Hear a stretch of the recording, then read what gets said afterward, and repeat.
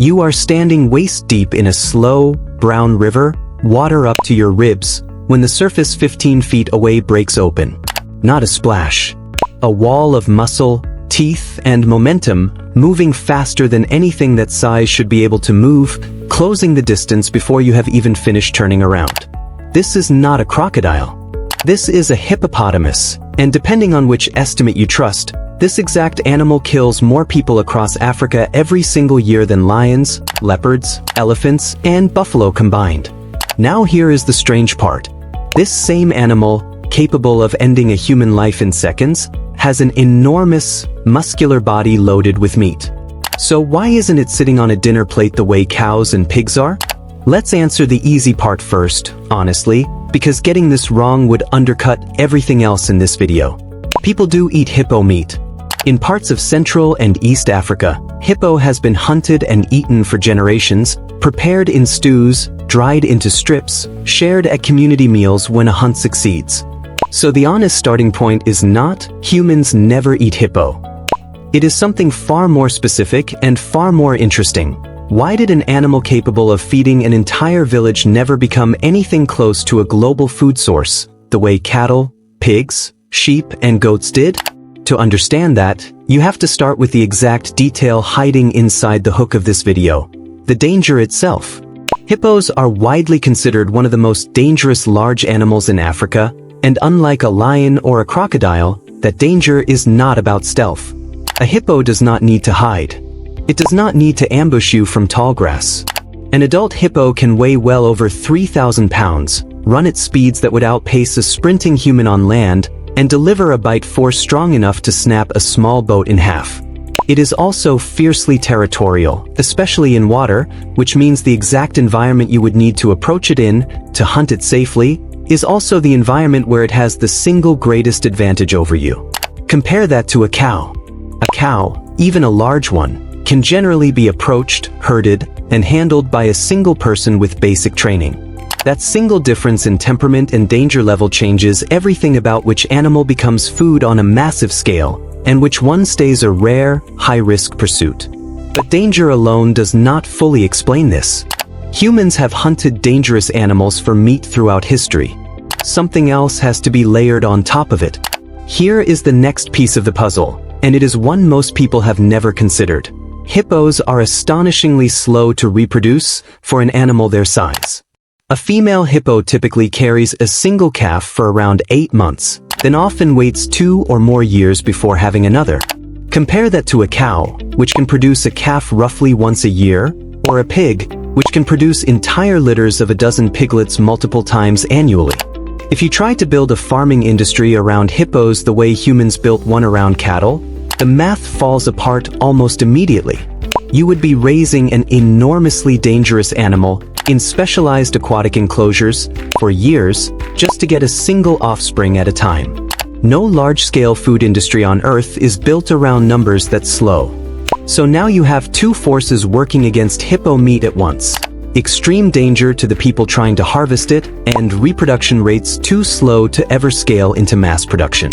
And there is a third factor sitting underneath both of those, one that most people have genuinely never heard of.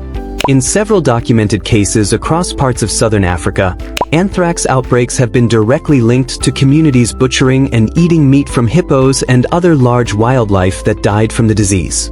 Anthrax spores can survive in soil and in an infected carcass for extended periods, and when a community harvests meat from an animal that died from the disease, without knowing the cause of death, the outcome can be a serious, sometimes fatal, outbreak among the people who ate it.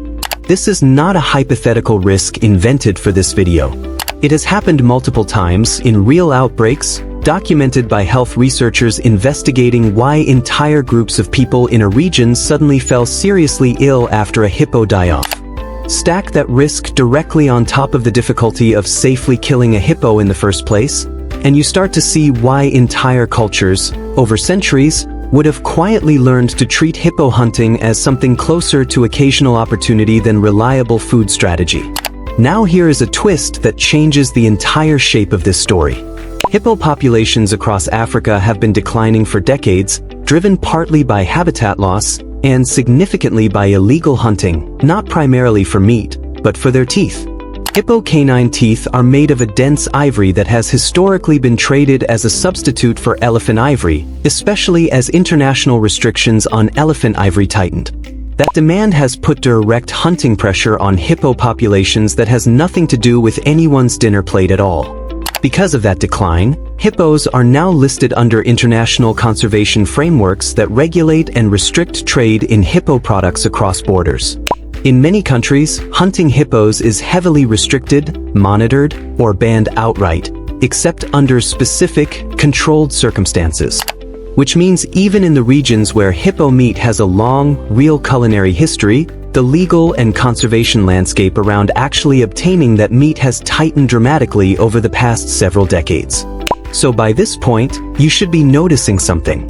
This is not one clean, simple reason. This is multiple forces, compounding directly on top of each other, each one independently capable of limiting hippo meat, all pointing in the exact same direction at once. Extreme danger to hunters. Reproduction rates too slow for industrial farming. Documented disease risk tied to improperly identified carcasses. And now, tightening international conservation pressure limiting legal access to the animal at all. Compare all of that to what actually happened with cattle thousands of years ago. Cattle were calm enough to approach safely. They reproduced quickly enough to scale into massive herds. They carried none of the same disease risk when slaughtered under normal conditions. And nothing about their global population status ever triggered international restrictions on hunting or trade. Every single obstacle standing in the way of hippo meat becoming a global food source was, for cattle, simply absent from the very beginning. This is where the story reveals its real shape. It was never really a question of taste, or nutrition, or cultural preference. Hippo meat, by most accounts from people who have actually eaten it, is reported as a rich, dense red meat, not fundamentally different in appeal from beef. The barrier was never on the plate. The barrier was everything standing between a live hippo and a dead one, safely, repeatedly, at any scale larger than an occasional high-risk hunt. Here is the part that should genuinely reframe how you think about every domesticated meat animal you have ever eaten.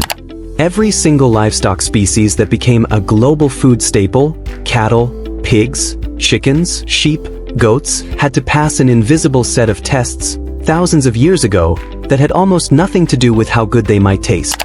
Calm enough to approach, fast enough to reproduce, safe enough to slaughter without unusual health risk, not so ecologically fragile that hunting them threatens their survival as a species. Hippos fail nearly every single one of those tests, decisively, which is exactly why an animal carrying hundreds of pounds of edible meat never became anything close to a McDonald's menu item, despite existing on the same continent as humans for the entirety of our species' history. And this is where the story opens into something far bigger than just one animal. Because if you start applying that same invisible checklist to other creatures, animals you have never once considered eating suddenly make a strange kind of sense. Some of the largest, most nutrient-dense animals on this planet were never domesticated, not because they taste bad, not because some ancient culture found them disgusting, but because they failed the exact same brutal set of practical filters that hippos fail today. So the next time someone asks why we don't eat hippos, you now have the real, complete answer, layered and specific. It is not one reason, but for stacking directly on top of each other, from the moment you step into the water to the moment international law gets involved. Danger, reproduction speed, disease, conservation status. But here is the question worth carrying with you after this video ends. If an animal this large, this abundant across an entire continent, this genuinely edible, still never made it onto a global plate, what does that tell you about every other massive, wild, dangerous animal still out there right now, quietly failing the exact same invisible test, waiting for someone to finally ask the same question about them?